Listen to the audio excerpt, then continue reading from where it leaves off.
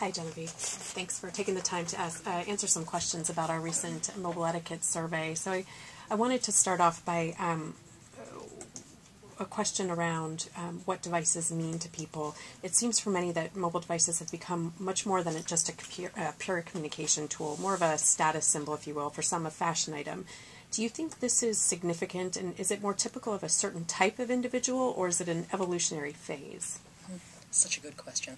And I think one of the things about mobile devices is that they've just become part of a larger sort of collection of things that we use to talk to other people about who we are. I mean, the ways in which we manage our identity for others is a long-standing human trait. It has very different cultural kind of, trajectories, but we all do that, right? The way we dress, the makeup we wear, what we choose to drive, the bag we carry, the shoes we wear, all say something about who we are, mostly to other people. I mean, it's all about a kind of a performance, right? And I think, mobile devices have really fit into that, whether it's the ways in which we carry them, because they sit on our bodies, they sit in our hands. There's something about the ways in which these devices have become part of that whole other landscape, which of course means they're tied up with status, but they're tied up with lots of other things too, right? They're tied up with fitting in and being familiar or being a little bit avant-garde. I mean, they're very much part of a much larger set of practices. Of course, I have to say, as a researcher, I've been really struck recently by the ways in which mobile devices also perform this other work, right? They're not just about how we talk to other people about who we are, and they're not just about communicating. I think there's something about mobile devices, because the way we carry them with us, they're always in our hands, they're in our pockets, we sleep with them under our beds, at least so the data says, clearly not me. But there's something about the kind of promise these devices make to us that we'll never be alone again and we'll never be without something to do. And I'm really interested by what it means to have an object that promises you constant both companionship and activity. And I, wonder about what it is that one doesn't do as a result of that. Somewhat related to this in terms of our relationship with these devices, only 11% of the respondents to the survey thought their fellow nationals exhibited excellent mobile etiquette, whereas 50% thought their own behavior was excellent. Is this apparent self-perception gap typical when it comes to judging our own behavior? What's really striking about that particular piece of data is that we've seen it in all the surveys we've done around etiquette. I mean, every time we've surveyed people, there's this significant delta between how we imagine ourselves behaving and how we see everyone else's. And I think in some ways that's really tied up with the fact that this is still an area of great instability. While all of these devices have been in our lives for what feels like an eternity, in some ways these things are relatively new. For better or worse, mobile phones have only been around for 10 years. The internet, in some ways, about the same. And really what's happening here is that we're sorting out what our relationships to all these objects are going to be. We're sorting out how we're going to feel about them, how we're going to use them, who's going to have them in our lives, and how that's going to be. And I think it's no surprise that we still are also sorting out for ourselves that, so that we would think we were okay but everyone else didn't know what they were doing, is for me also a sign that this is still a relatively unstable place, and we all like to imagine our own moral compass is strong and everyone else's needs a bit of work. I suspect the reality is this is a space where there's still a great deal of conversation to happen, both in individuals for themselves, and then I think in families, relationships, communities. I think we're going to have to sort that stuff out. And my sense is as we sort that out, that delta will diminish just a little bit. And as those devices evolve and they gain new features and capabilities, as new devices that we can't even imagine today come into play, we're going to continue to have those discussions. Oh, absolutely. I mean, the thing about social regulation, the thing about etiquette, is that it's an ever-evolving discussion, right? I mean, and it takes a long time to sort those things out. I mean, I remember growing up as a kid in Australia, it was 20 years before we'd really kind of negotiated effectively where television was going to be in our homes, in our lives, when it should be on, when it should be off, how we'd watch it. And the same is true about electricity and radio. And of course it's going to be true about mobile devices and the internet too. Great. Most respondents thought mobile etiquette should be regulated by a code. Do you think we need an imposed set of rules, or should behaviors evolve organically toward an accepted set of unwritten rules?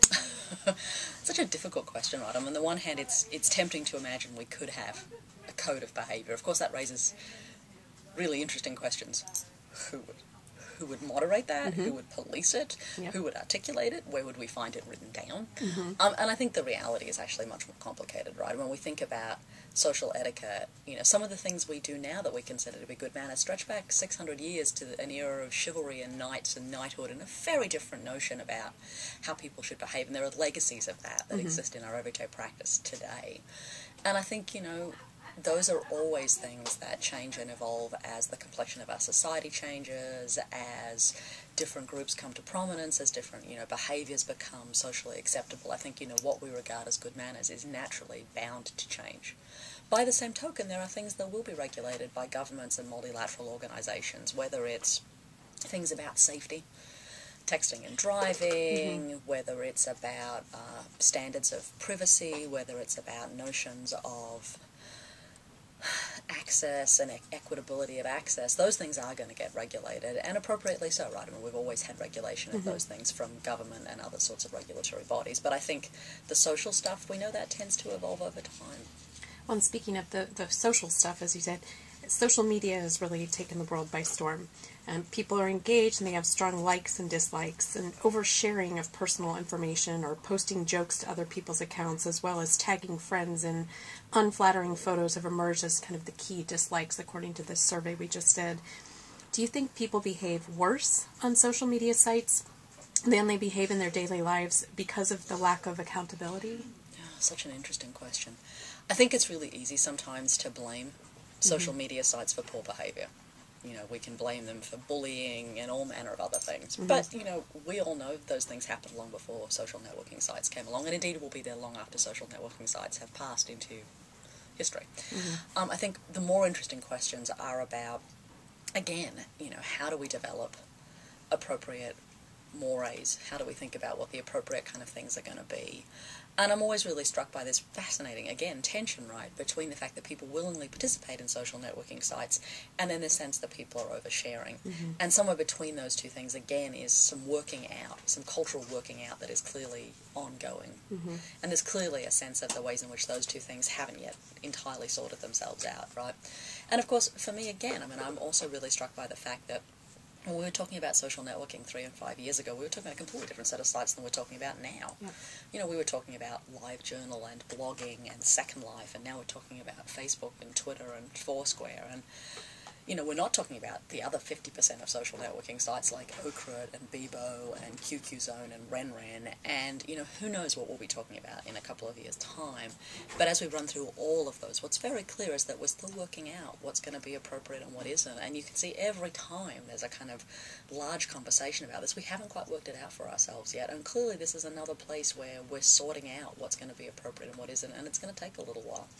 Can you spend a couple minutes talking about why you think it's important that Intel pay attention to this topic? I mean, clearly Intel's not setting out to go establish rules, so to speak, but why do we care? It's always another of my favourite questions. Why does Intel care about etiquette?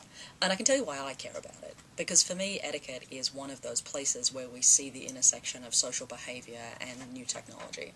And for me, one of the really important things to study is the ways that new technologies find space in people's lives, and the way people choose to incorporate them, respond to them, even resist them are fascinating, because they help us make decisions about what the next generation of technology should be. So Intel has, invested in social science and design research for nearly 15 years, and our investment in it has always been because we think it's a way of making sense of people and what they care about, what they aspire to, what frustrates them, what they're passionate about.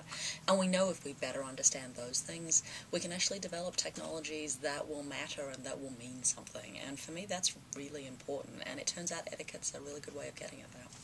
Genevieve, thank you very much for your time. My pleasure, Carrie, always.